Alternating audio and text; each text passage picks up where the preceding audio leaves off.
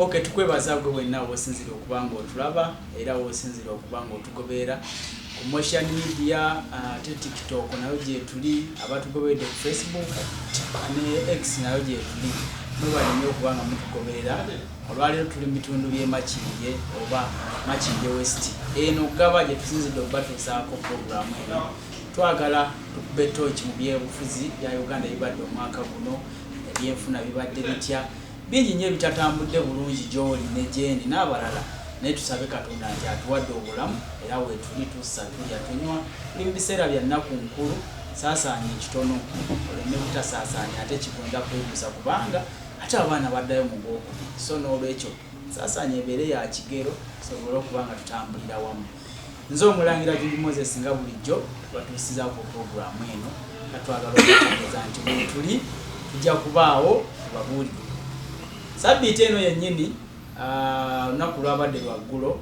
ekibiina kya NUP kyaddaaki akakka kaayase. Akakka bwe kaayase kabadde kakulonda leader of opposition oba lopu oba oyinza omuyita akuli oluvuganya gavumenti oba oluwabula gavumenti mu parliament. Yabadde Masias Mpuuga ow'ekitiibwa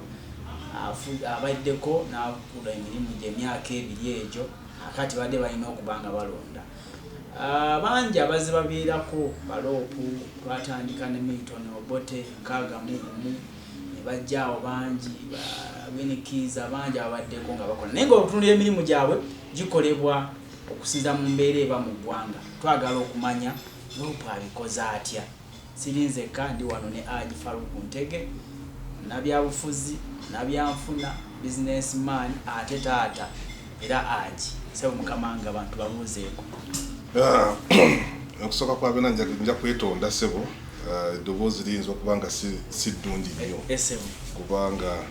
nalumbiddwa kiyego omuyita kiyego mu Buganda namu kiyego n'ekifuba ne kansubire nti mpola tojja kusobola okutambuza. Okusooka kwa bena njagala okubabuuzaako nnyini ddala eri abantu baffe mwonna gimusinzira ofugwa motion media ya muto wange muganda wange mukwano gwange Junju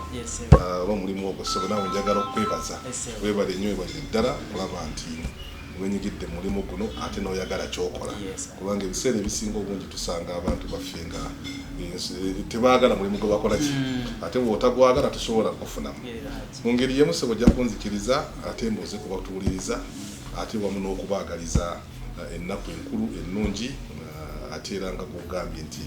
tumanye nti waliyo obulamu oluvannyuma lw'ennaku enkulu tweyise bulungi tutambule bulungi abali mu kuvuga okugenda mu byalo okulaba ku bazadde baabwe buli omu akikole ng'akikola mu bwegendereza akimanye nti okubeerawo kwe kukulu ku famire ye ne ku bantu bonna abamwagala so twagala balamu n'eggwanga lyagala abantu balamu so wakati mu ebyo byonna nga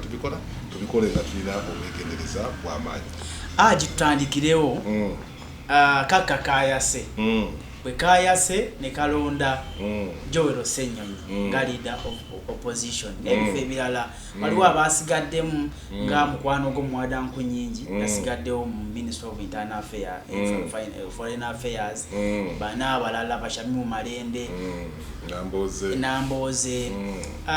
naye nga tunuulidde enkola y'emirimu egya loopu Parliament ne mu ggwanga olabye otya emirimu gya Masias Mpuuga Nsambo w'ekitiibwa myaka gino ebiri? Okusooka njagala okumuyozaayoza muganda wange Masias Mpuuga olwa eddimu eddene lyabadde ayolekedde lyabadde alina obuvunaanyizibwa obadde bunene nnyo ate yatandika mu kaseera obaolyawo nga kazibu kubanga kale byabufuzi nga biri waggulu nnyo tempers nga ziri waggulu ate nga alina ejje ttiimu nayo ento etaalina experience naye wakati mu kuwumbawumba ne challenges ennyingi nonze ku lwange ndowooza nti abadde akoze bulungi era omulimu okutwagala okumwebaza ennyo n'okumuyozaayoza olw'okukola omulimu ogwo ogw'ettendo. So mu mbeera zonna bwebwawo nti tosobola kugamba nti byonna obikoze n'obimalayo era teri asobola bikola n'abikola ki n'abimalayo. Ate mu mulamu bwaffe mu mbeera zaffe eza bulijjo buli omu alina obukugu bwe buli obw'amaanyi zetwandiyise strengths and weaknesses wamu era n'obunafu bukola ki bubaawo naye okutwaliza awamu omulimu abadde agukoze bulungi era atutambuza bulungi emyaka ebiri n'ekitundu gy'abadde nga mukulembeze waffe naddala ffe abali ku ludda oluvuganya gavumenti. Ensonga gy'abadde atembeete y'abantu okuwambibwa egenda kukoma kubanga Hajji obeera ng'ozimba oba olina omuzimbi ng'azimba ekizimbe n'abaawo tablets ezibeerawo n'avaawo suubira nti onajja era asanga obuzibu okuddayo mu musingi ogwo agutunuulire tolabanga bamu yandirowoozeza nti mpuuga ono yandiyongedde ekisanja n'amaliriza mission ezo. Of course byonna bisoboka okwongerwa ekisanja nakyo option weeri kubanga kasa ntabadde mu binnyo naye ate era n'obuddako ku luuyi olulala nti tuteekeddwa okuzimba emisingi emigumu institutions ziteekeddwa okubeera n'emisingi emigumu nga tegitunuulira jjunju tegitunuulira mpuuga wabula giraba nti singa oluvannyuma lw'okuvaawo okwo waliwo kye twandiyise continuity waliwo okutambula okulikkirira era ndowooza mu nsi engunjufu eba ezirina demokolasiya ebintu byokolera mu ofiisi ya public tebibeera bibyo naye ensonga lwaki buli kimu kyonna kyokola kibeera ku record kibeera kiri minated so ng'omuntu asobola okujja yena azze mu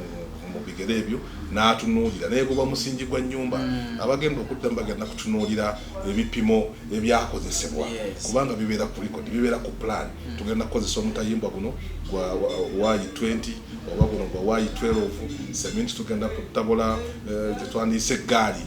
emu ku bbiri oba emu ku emu so byonna bibeera ki so noono agenda okuddawo kimwanguyira okupiikingira awo n'asobola okukola kyokutambula so ndowooza nti si kikulu wabula ekikulu ekirimu nti tuteekeddwa okusettinga presidents tuteekeddwa okuzimba emisingi tuteekeddwa okuzimba emiramwa eggwanga eggumu institutions engumu kwe zigenda okusinziira okulaba nti zisobola okutambula nga waliwo continuity. Joel Ssenyonyi ayolekedde dimuki obunene bwalyo kulaba nga atuulira ddala mu bigere bya loopu byalese akola abimalirize. Okusooka kwa byonna njagala osooka okumuyozaayoza omuto wange Ssenyonyi olwa obuvunaanyizibwa obwo bwamuleetwa si mulimu wabula buvunaanyizibwa era bulimu okusoomooza kungi weba excitement esobola okubeerawo olwaleero naye ate enkya kubanga kamera zonna ezamwe nga bannamawulire zigenda kumutunuulira zirabe nejjukira nti adda mu bigere by'omuntu atabadde mutono nnyo kubanga tukkirize obaogaane muganda wange Mpuuga akoze omulimu gubaddewo azimbye ekintu ataddewo obumu mu parliament okulaba nga ebibiina ebyenjawulo kubanga jjukira nti si bannupu bokka babadde akulembera wabula abadde akuulira entire opposition na composition mu parliament so omulimu gwayolekedde munene nensuubira nti byonna bigera na bumalirivu ate era nkakasa nti musajja mumalirivu bewaawo ayinza okubanga talina experience nene nnyo mu parliament ne experience tebalina gye bagigula omuntu ogifuna kisinziira ku bwetaavu bwo nakumanya nakwagala kwolina kubanga kitegeeza nti osobola okwebuuza osobola okuba omwegendereza byonna obwongo bigasibwa mu kakasa nti ajja kukola omulimu. Bwe tutunuulira mu kkosase gy'abadde mu kkosase kubanga yalina ku lutalo ne Nalongo speaker Ntamongo ng'amugamba nti alipoota ziriwa oli tayinza okufuna okutya naga nti olaba alipoota zaagaana enaasobola okukola obulungi ng'olaba oba otya waliwo just lutalo. Ndowooza nti tekyali kiri ku performance kubanga ng'omuntu nga chairman w'akakiiko si gwe alina okuditamininga speedi y'ebintu gye bitakola kubanga ajjukira nti oba olondeddwa obulondebwa kukulembera naye wabeerawo abalala composition y'obukiiko nga bw'ogimanyi nti teriiko baludda luvuganya gavumenti bokka facto oyinza okwesanga nga composition yake esinga okuba ennene yaabo abali mu buyinza so ebyo bibaamu bingi kuba ajjukira nti n'abantu boonoonyereza abaddeko akakiiko akalondoola embalirira ensimbi ya gavumenti so kakati n'abantu boolondoola bennyininyini bali very tricky ate ajjukira nti bwolina okugyamu information naye ng'ate gwe abagyamu information olw'okuba nti Ssenyonyi gw'oliko olumu kiyinza n'okubalaga nti oli n'atafa kulumirirwa ggwanga wabula n'ayagala okumakinga sure nti akufeiringisa akulemesa so challenges ezo ng'omuntu ateeka okuba ng'asanze nnyingi naye nga siri mu doubtinga mu performance okusinziira ku information gye nnina gye mbadde mufunako ng'omuntu. Kya NUP nawe mwoli Robert Kyagulanyi Ssentamu yabadde ayogera yagambye nti ogenda kwekebaakeba eddimu lino eddene ffenna tulimanyi nti ddene netukusaba okulagane ne banno male ekizibu kyonna kye tulina mu ggwanga n'agamba n'ekirala nti bakoze ekyo si kukakkanya mpuuga wabula okulaga eggwanga lyonna nti enkyukakyuka yeetaagiswa era yeetaagisa mu buli kifo ebigambo ebyo bizingazinga n'abadde babyogera nti ate bakakkanyiza omukulembeze ate biki gwobigatta otyawo nze sirabamu kukakkanya kubanga yandibadde enkola lwakuba nti kati ekizibu kye tulina nti olw'okuba mu Uganda tusafalinga ekintu kye twandiise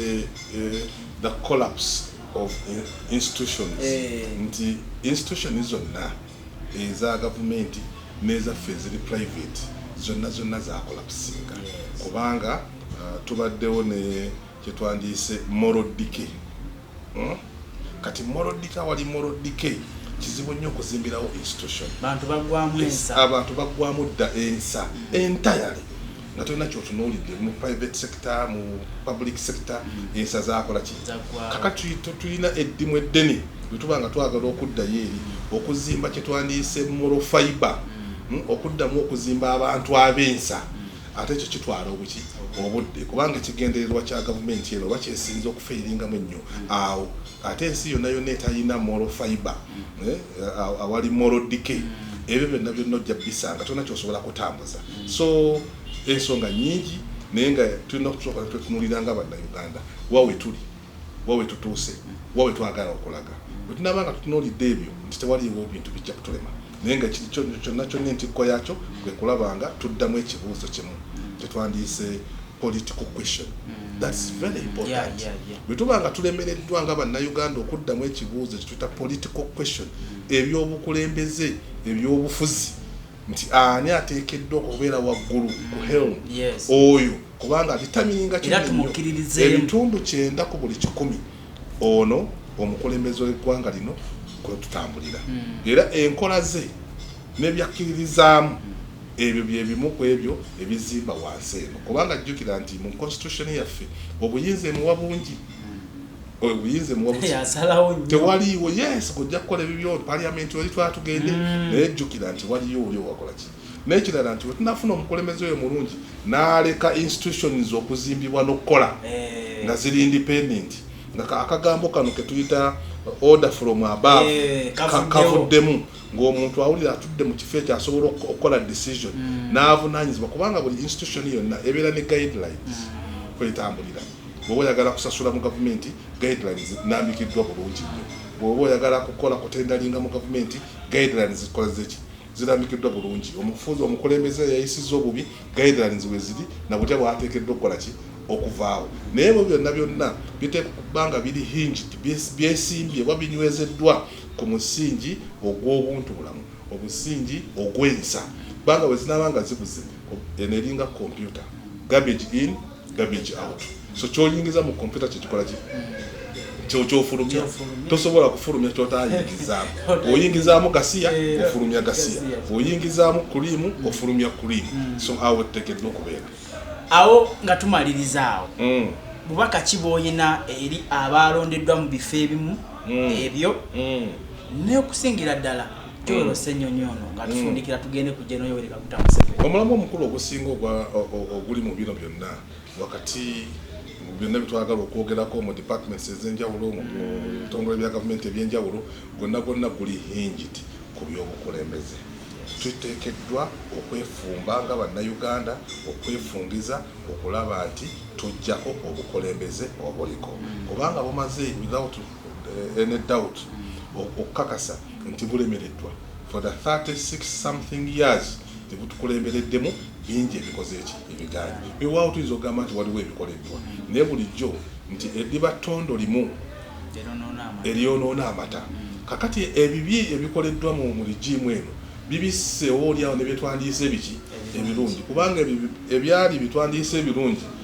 gaali makwekansaamu kugezaako kuyisizaako bino ebibi bakoze eki batutuusizaako nga bannayuganda so tuteekeddwa okwefumba ng'abakulembeze abapya abalondeddwa mu bifo ebyo byonna kubanga jjukira nti tuli ku ludda oluvuganya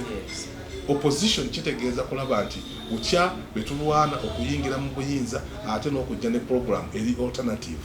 ey'enjawulo bw'ogamba tikitambudde bulungi kikye tutunuulidde ffe yaffe tugamba nti tujja tukkiririza mu ddembe ly'obuntu okulirwanira kubanga eddembe eryo likuweebwa Katonda ate nga lyekkulu. Omuntu aba atalina ddembe lye kwesalirawo, ddembe lye ku bulamu bwe, ddembe lye okulaba nti asobola okukuuma ebyobugagga bwe, awo nawona tewali kye tugenda kukola. So tulina okwefungiza ng'abakulembeze abapya bonna abalondeddwa okulaba nga tutuusa eddoboozi lyaffe ng'ate liririmu eri bannayuganda okubabuusa kubanga gwe mulamu omukulu. Bangi muffe oba oli awo tubadde mu mbeera bwe ziti tulowooza nti bwe bulamu bwe buteekeddwa okutambula. Obubbi kati yena gye buli abalala tebakyabala tena ababbi ensimbi za gavumenti kati babayita bagezi oba okiwulira nga baana b'omuntu afuna omusaala gwa 1.2 million shillings naye ng'ate olunaku alya million 10. Kakati oyo bw'agendayo ne mu famire zaabwe nga kye bagenza okubakyalira baana b'omwana azza avulumula okumotoka gukomeero naye nga tebamubuuza sente zino zonna ozijjawa. Tukumanyiko bulungi nti payslip yo ya 1.2 naye ate embeera yo lifestyle yo gye weeyisaamu aye tetulaga ekyo. So tunaba nga tufunye omutima n'okwagala eggwanga lyaffe eri abo bonna n'abalowooza nti bali bulungi ne bakimanya nti ekyo kiri temporary. Bwe teweetunuulira ggwe ng'omuntu tunuulira abaana bo osiza ensigo ki, tunuulira abazzukulu abagenda okujja. Bajjajjaffe abaakuuma eggwanga lino emyaka na myaka emabega bakimanya bulungi nnyo nti bwe tunaatuukira mu mwaka guno tebajja kubeerawo naye bagezaako okuzimba omusingi omugumu oba oli awo naffe gwe twasanga okutambula. Naye ffe tusazeewo okwanika mu ttaka ate nga bubayoza ne bateekamu ne omo ne batukuza naye generation eno esazeewo okulaba nti buli kimu ekisaanyawo busaanya. Ayalondeddwa ku nsonga z'ebyettaka mu Uganda minisita w'omubeezi oba ow'ekisiikirize w'ensonga z'ettaka ye mukwano gw'ennyo ow'e Nakaseke yagambye Mayanja alina bye yakozaawo simanyi ettaka lya Kabaka biki naye awo katuveewo tugenda ate ku nsonga ya Gen. Yoweri Kaguta Museveni bwabula abatulaba Gen. Yoweri Kaguta Museveni bwabula buli mwezi ogw'e12 ayogerako ne bannamawulire n'abasinkana obwo obubaka bwe eri eggwanga ate nabo bamubuuzeyo ku bibuuzo. Munnaye gwe twabadde naye saabaddeyo nze naye bannaffe batukiikiridde. Judith Kukunda nkwebaza wa Uganda Radio Network, Judith era naye wa Daily Monitor babuuziza omukulembeze ebibuuzo. Omu yamubuuziza wa Daily Monitor ti president tukuze tulaba ggwe tuzadde abaana balaba ggwe taata owumulako ddi era 2026 tukusuubire ku Beroti n'agamba alowooza nti ngenda kuva ku kwesimbawo okujjawo nga bannayuganda basazeewo nga tebakyannonda nze nja kusigala neesimbawo. Ekyokuwummula ekyo tujja kirowoozaako mu kiseera kyakyo ekituufu nga tunagenda ku birala ekyo oyinza kivuunula otya erimu abayayanira enkyukakyuka. Of course singa oba mujjukira mulungi ebigambo bya president nga bwazza abyogerera okusinziira mu mbeera ey'obudde nga bwefaanana, mu mbeera ey'omwezi nga bwekufaanana, mbeera ey'omwaka nga bwekufaanana, mu mbeera ey'ebiseera ebibeerawo mu kiseera ekyo. Naye nga bonna bonna obukodyo twabutegeera dda era tugezaako okutegeeza bannayuganda. Yes, Muganda balina proverb egamba nti newoba ng'ozina bulungi nnyo ova muki mu ddiiro. Ate era kyekyo olw'okuba nti kyekiri kye nasoose okugamba ekya moral fiber abantu baweddemu ensa ddi omuntu lwateekeddwa okumanya nti kati nteekeddwa okuvaawo okuwummula. Kubanga okuwummula kitegeeza kuba nti oweddemu amaanyi wena omaze okukeozeeyuka wena tokyasobola kukwata. Naye kakati awo bannaffe abamu we bakoze eki we bagenze nti obugunjufu bwaffe mwattu butandise kudda buzzi muki mabega. Kyova olaba nti betugoberera oba betwesimisa abazungu ebyo byonna baabiraba dda ne badda ku mulamwa omutuufu. Ne oba mukulembeze ng'obadde mulungi otya oteekeddwa okukoma kubanga kkiriza obagaana tusobola okwewaako obujulizi ne tugamba nti in the next 100 years none of us who are living today bajja kubeera mu nsi eno naye ate ensi ejja kusigalawo mwattu era obudde bujja kukyanga n'okuziba bukoleki buzibe. So abakulembeze balemenga kulowooza nti okubeerawo kwabwe kwe kuyimiriddeko eggwanga lino kubanga ku myaka gye twakabeerawo eggwanga lino nga Uganda lyakabeerawo emyaka obutabalika ono yakafugako emyaka 37 golowooza nti gwe ojja kubeerawo n'emyaka eginadda so tuteekeddwa okuyita nga bannayuganda ng'abakulembeze nti omuntu ojja n'osaavinga n'ogenda kubanga jjukira nti obeera mukulembeze omu fe abalala abasinga katwali tuli miliyoni 45 plus emiliyoni 45 buli nazo gyeziri era kutobeera tolina kyanjawulo nnyo kyolina kusinga baki balala ali tusobola kugamba nti abalala tebasobola nga tebagezeseddwa oba okitegeera so kakati ndowooza tuteekeddwa okuzimba n'ekyo kiva ku wansi eno ku moral fiber abantu okuddamu ensa omuntu omukulu yeeyise ng'omukulu omuto abeere ng'omuto era nga ye waakuwabulwa naye ate omukulu bw'otuuka okuba nti ate abantu baagala kuwabula gwe nti ate oluwombo olusibwa luti kakati olwo omuto anaakola ki kubanga olemeddwa okumanya nti abasiba oluwombo oluyitibwa oluwombo mu Buganda tuteekeddwa kuba lwandagala balukola we bati bakola we bati tebakola we bati nakati gwogaanye naye njagala nkutegeeze nti kkiriza obagaana time ejjatuuka era jjagenda era ye message egenda tugamba si mu bukyayi bwate waliwo sina bukyayi bwa muntu eri President Museveni wabula obukyayi bwange buli ku nkola y'emirimu alemereddwa kubanga kati gwe nyinza okuwa ekitiibwa olw'enneeyisaayo nina ebintu byenkusuubira mu jjunju okubanga weeyisa naye bw'okola ebiri opposite then ntandika okukudawuti kakati olwaleero yeetadde mulayi ey'abamu ku abo abadde awutingibwa tumutadde ku lukalala olw'abantu nga mu Mugabe Zimbabwe n'abalala abamukola ki abamufaanana b'e Cameroon n'abaawa abantu okulowooza nti bajja kufiira ku bantu bakola ki be bakulembera abantu okufuna endowooza egamba nti be balina vision ey'eggwanga lino abantu okufuna endowooza egamba nti abawujji b'obunyama n'abakubi b'obululu tebaba bategeeza nti bakusiimye ennyo teri muntu kaabe mubbi kaabe muganda wange yafudde juzi Katonda amusaasire sobbi yabaddeko abamukaabira naye ng'ate batigomeza baki bayitirivu so kati ekyo tuteekeddwa okukimanya ddi bwe tuyingira mu bukulembeze naddi bwe tubuvaamu naye bw'anaaba agaanye tujja kugendera ku lugole lwe olugamba nti yayingira na kota pini anaafuluma na kota pini ne tugenda ku kibuuzo ekirala yagambye nti omwana yamugambye nti yamubuuza nti President gye mpangaalira eggomba abantu babula President abantu bazimakomera bannabakwata ab'ebyobufuzi najjayo omuwala munakibiina ky'NUP bali makindi bali 32 nagamba nti abantu abo President kyeki bakwatako ekituufu mwabakwata bya bufuzi kyo kituufu buli omu akimanyi lwaki temubata 18 ababuze kibalama n'abalala President baliwa President nagamba ekisooka temugobera amateeka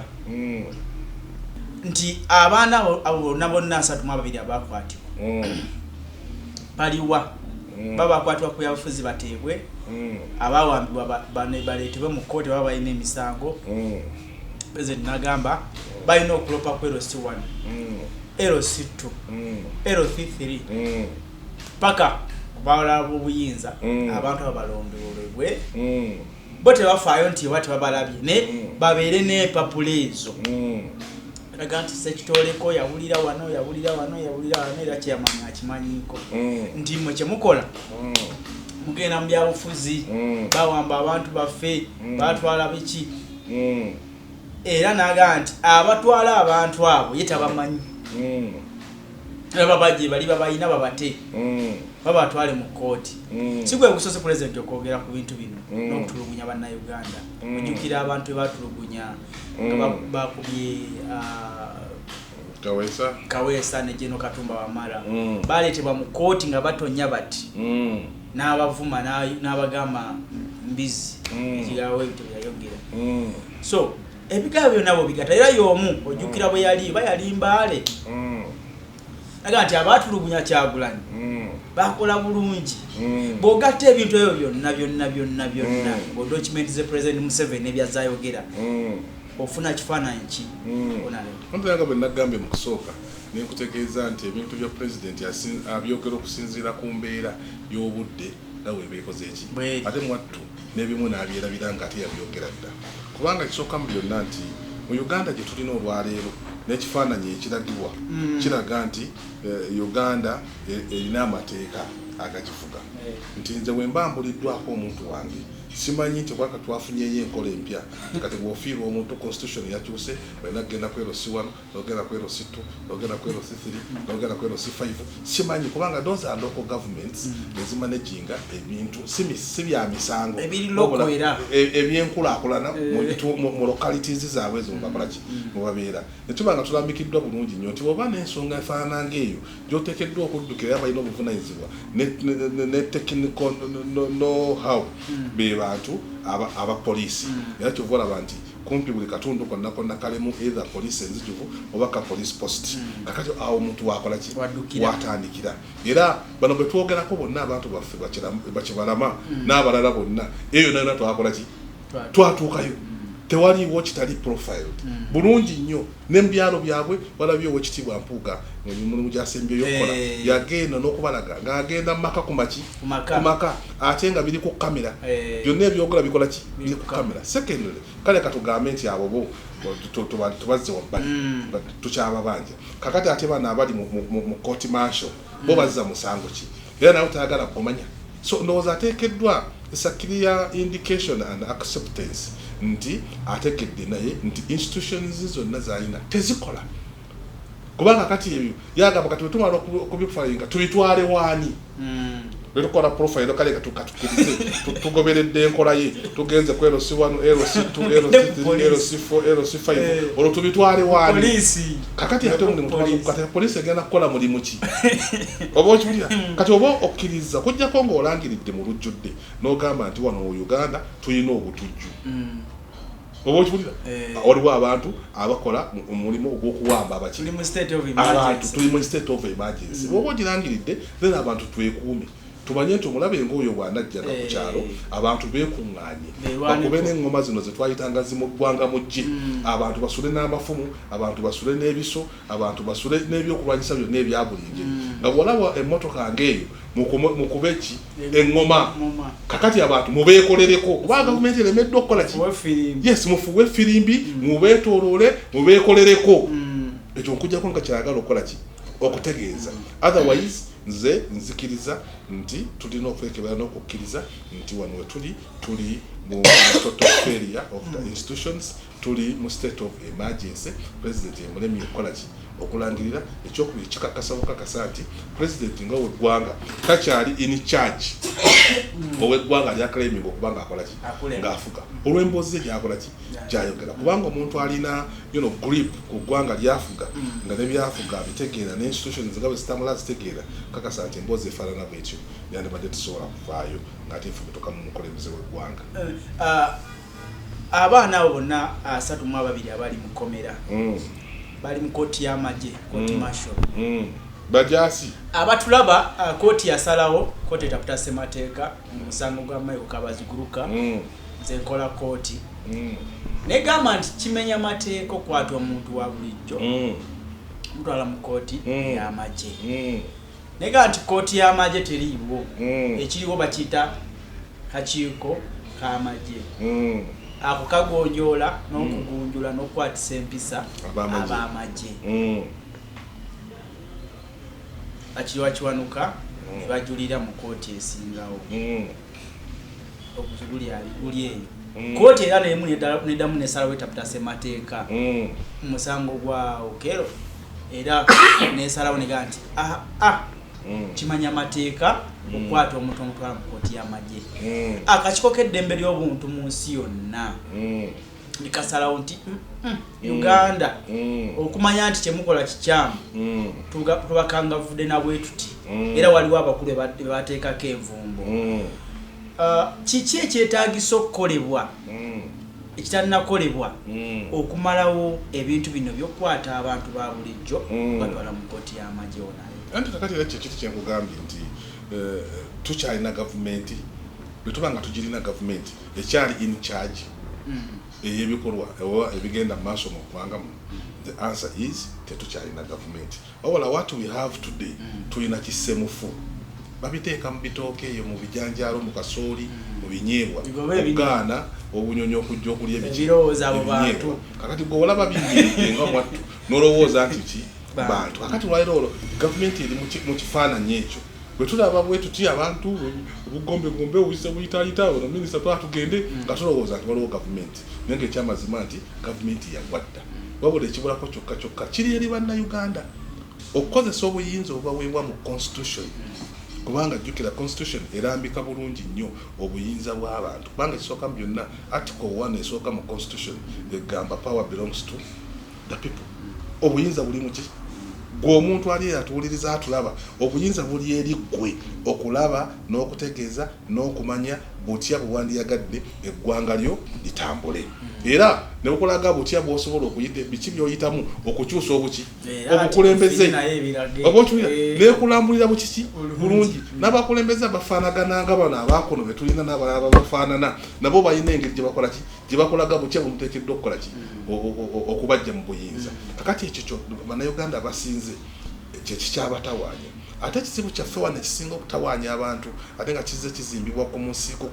kize kiyambibwako obuntuntu obulalalamu naddala obubaasa obubwolaba obutambula twatugende ebutoke obubwolaba omukyalo prime minister omulaba agenda akasuka olwabeera yeefuula na Chuck Norris kati mu nkola gyakolamu ebintu kakati ebyo ne birowoozesa abantu nti balina we bali waliwo enjogera etera kubeera y'abazungu eyo mu Stockholm is it Sweden bannamawulire mugimanyi eyo syndrome bagiyita Stockholm syndrome abantu abanyigirizibwa ne batuuka ekiseera ne balaba babanyigiriza nga babalabanga ate abanunuzi baabwe kibanga wona okwata ensenene n'oziteeka mu ccupa nga bazigaliddemu kati bwe mwala oziggaliramu zo zenyini nsaaleko okwerumira mu kiki mu ccupa so nga ate zonna nkwate oba okiwulira oli bw'atunula n'alaba nga bakunyigiriza nnyo bakusibye bakuggyeko eddembe lyo oli mu kkomera gy'oli omuntu asigaza eddembe ery'okulya omuntu asigaza eddembe ery'obulamu omuntu asigaza eryo n'eddembe lirambulikiddwa obulungi kakati oli bamuggyako eddembe ery'okulya wabula wansi na wayo ne bamuwaayo akacupa k'amazzi n'atandika okwebaza abo abamusiba olw'omulimu omulungi gwe bamukoze eki gwe bamukoledde naye ng'ate be bamutulugunya kakati abantu awo we tutuuse abantu batandika okulaba ababatulugunya ne batandika okubalabanga ate abanunuzi baabwe kati awo eggwanga likola ki we liri so naye obuvunaanyizibwa bwaffe nga bannayuganda mu ddembe erituweebwa mu ssemateeka okwerwanako mu nnwana eyo erambulukiddwa obulungi mu ssemateeka okugamba nti enough is enough no is a no netujjako obukulembeze obukola ki awaliko ebyo byonna bijja okukola ki okuggwawo otherwise bijja n'ebirala ebisingakawo bikyakola ki bikyajja bingi Haji omwaka ogujja bannayuganda osobola bbawa kifaananyi ki ne basuubira okutambulira basuubira waliwo ebinaakyukako nga tunulidde ebyobufuzi ebyenfuna ebyobulamu enguudo mu kibuga Kampala ajo oziraba oziyitamu biki byosuubira omwaka ogujja abatulaba babiwulireko nze ndowooza nti guno omwaka guno kino kibadde kikyali kituuza waje yes guno 2023 byetuyisemu byonna wakati mu kunyigirizibwa kwonna kwoyisemu nga munnayuganda okyali mu kituuza okaabya kyejo kubanga buli ekiddako olwaleero okujjako nga tukoze kiri naye buli ekiddako buli mwaka oguddako buli mwezi oguddako gugenda kuba mukambwe nnyo okusinga gyetukoze eki gyetuvudde tena kyosuubira kigenda kutereera notantiiro nga tumaze okuddamu political question we must answer that question must be answered and clear and precise. Omuntu alowooza nti talina kuba mu byabufuzi bye mulimu nga munnayuganda ng'ayagala enguudo n'amalwaliro bibe birungi omugamba ki nti kakati oyo abeeranga buli obukadde obubiri bagamba ensolo yes bwe bagamba nti empologoma bwe yajja neekwata akamu neekatwala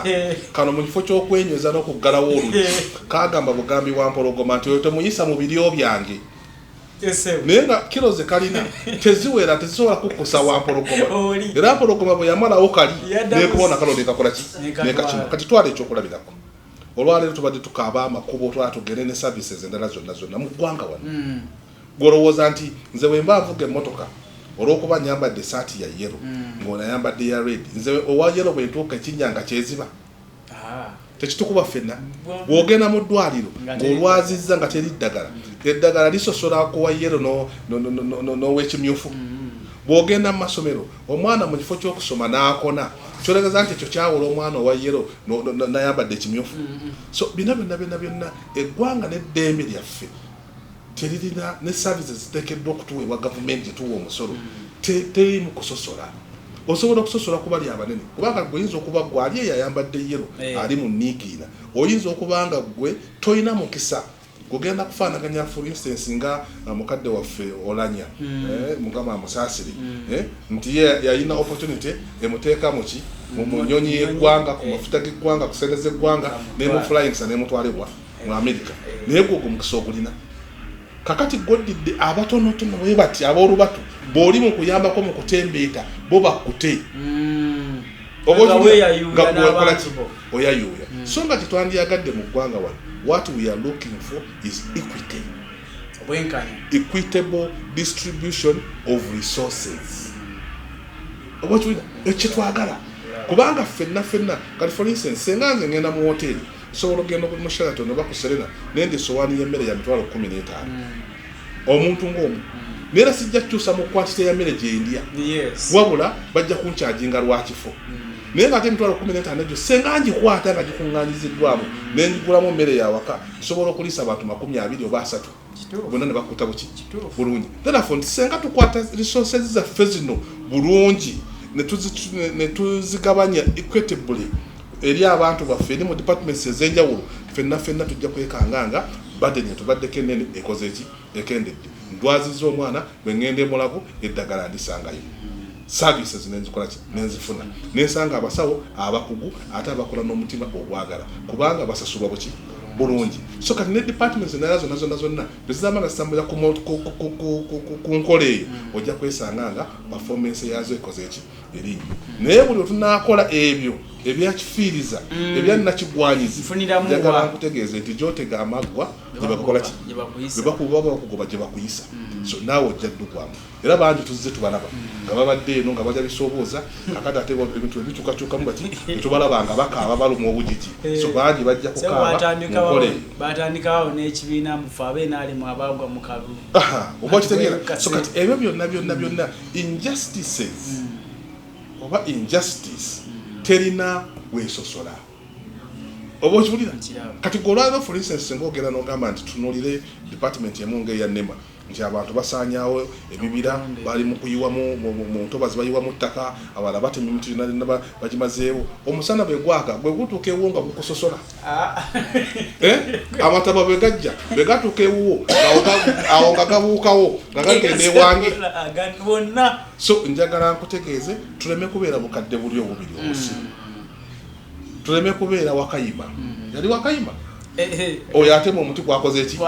gwatudde tuleme kubeera bagwagwana kwefuula bagwagwa wabula tuddemu nomo senses zaffe tukole ebyo tuteekeddwa okukola nga tubikolera ku generation eno ne generation egenda okujja mu maaso so nzikiriza nga tutona bakumaliriza